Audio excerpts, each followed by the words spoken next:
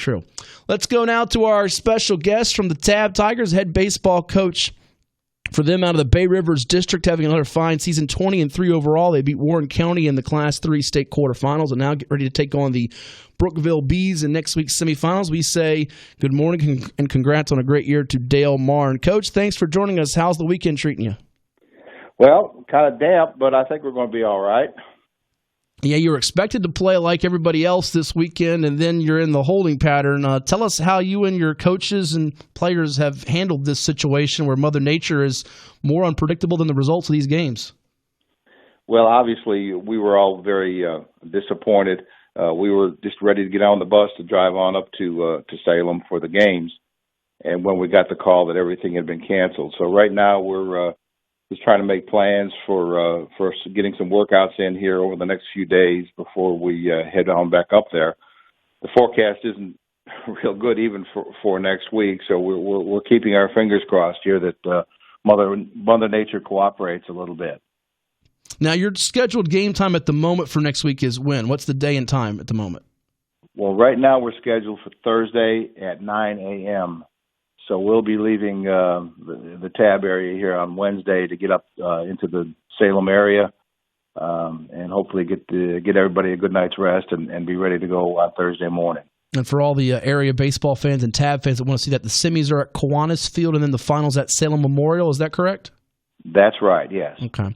Let's talk about this team here and get some of your individuals some highlights as well. Going into the year, did this team, in your eyes, have the makings of being a team that could go deep in the playoff state tournament, or has it kind of grown as the year went on? Give me your thoughts. Well, a little of both.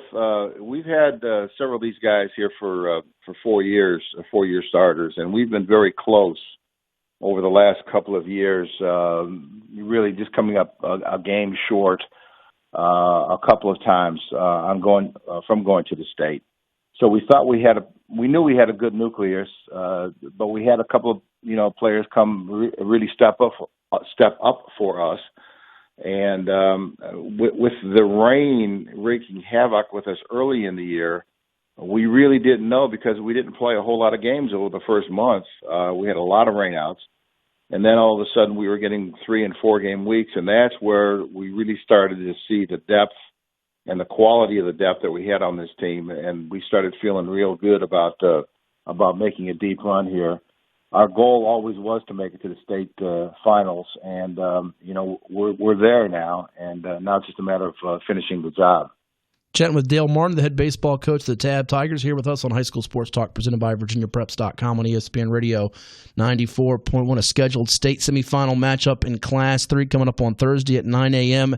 out there in Salem as they take on the Brookville Bees. Tabb is 20-3 overall. Brookville is 19-8. We'll preview that matchup and highlight some of these key players for Tabb here in just a moment. But, Coach, noticing, looking at your season results, and the Bay Rivers has had a good year in baseball. I mean, we look at Lafayette still playing as well as your team here, some other quality competitive teams throughout the district and the area, but you had a couple early one-run losses to New Kent and Smithfield. Otherwise, you might have started out the season, I want to say, 13, 14, 15-0, something like that. So you probably had a lot of confidence that you were in some close games, could have won them, and then you had some big outputs where you put up 10, 12, 20 runs on the board.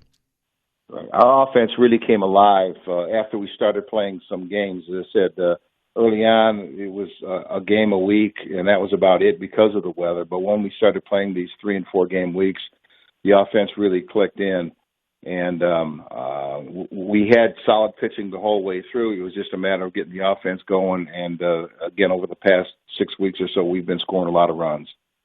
Got a lot of talented baseball players on this team. I want you to begin with one for me who I know is a multi-sport athlete and a real gem in Zach Coldsnow. Tell the folks about Zach and some other guys for you as well.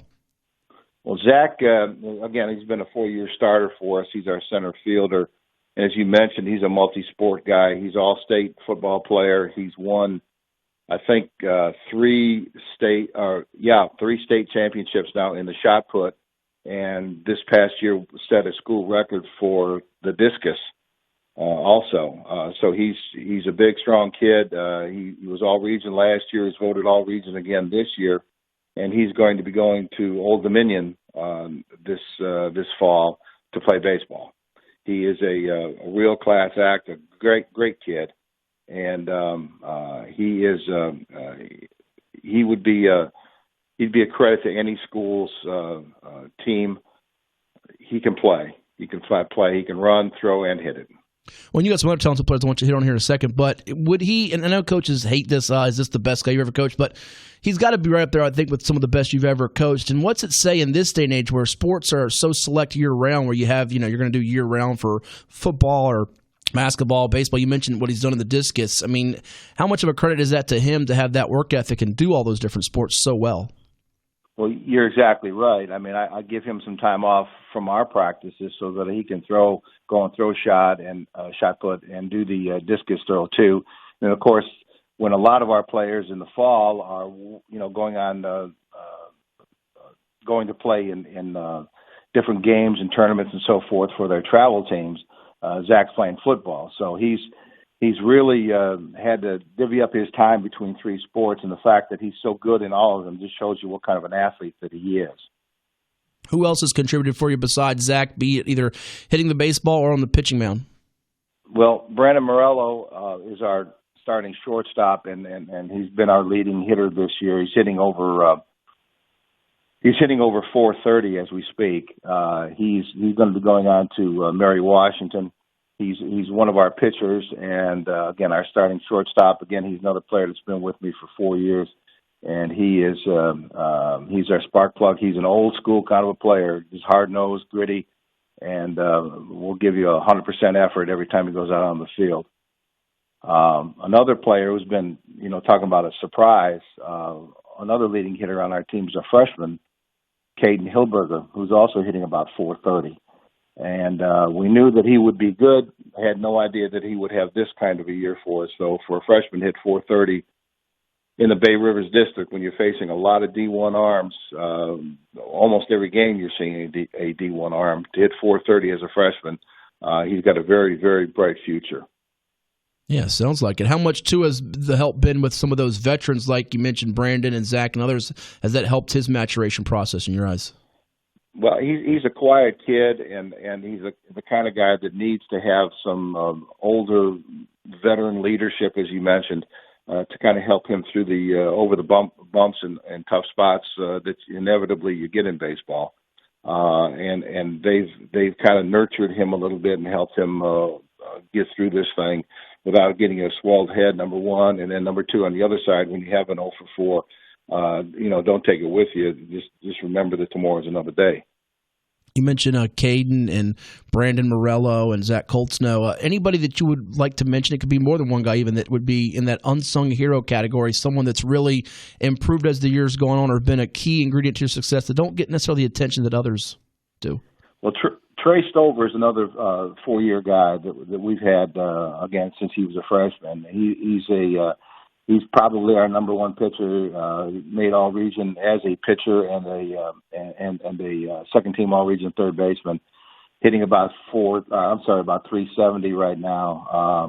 Quiet kid, not a rah guy, but as the year has gone on, his offense has really, really improved to the point now where he's one of our leading hitters. And another guy I'd like to mention is Joel Martin, who's our starting left fielder. Joel, again, he's hitting right at 400 right now. Another multi-sport guy, a football player and wrestler, so that he has to divvy up his time, especially in the off season. But again, similar to Brandon Morello, a hard-nosed, old-school kind of a kid who really has come on strong for us. And then last but not least, Ben Wilson, who I don't want to say came out of nowhere this year, but he really blossomed. If he's not our number one pitcher, he's certainly 1A. He first-team all-region pitcher, first-team all-region utility player because he plays shortstop and third base when he's not pitching. Ben you talk about a great kid. Ben is that. He's hitting somewhere in the 380 range right now with 8 victories. He had a no-hitter through 6 innings against Grafton, and knowing the kind of team that Grafton has, you know what kind of a job that was to pitch and prevail in that game. So Ben has been has been a bit of a surprise for us, but what a pleasant surprise he has been. We're chatting with Dale Marn, the head baseball coach of the Tabb Tigers, our guest here on High School Sports Talk, presented by VirginiaPreps.com on ESPN Radio 94.1. The Region 3A champions riding a 9-game winning streak. They just defeated in the state quarterfinals of Warren County 7-5 and get ready to take on the Brookville Bees coming up on Thursday in the state semifinals. It's ESPN Radio 94.1, a great year at 20-3 overall, Coach. And tell me about this Brookville team. What do you know about them, and how do you keep the kids loose yet ready to go with waiting around here? And I know probably been talking about Brookville for several days here. Well, that is the tough part right now, and especially with the weather being what it is, I don't know how much on-field work we're going to be able to get here over the next few days. We're going to have to we found an indoor facility, and I think we'll be going to do some hitting and throwing in there. But you're right. We were all pumped up and ready to go last week when we got the word. So now it's trying to give them a little bit of time off to kind of come back down to earth, and then try to build them back up again and get them ready for Brookville.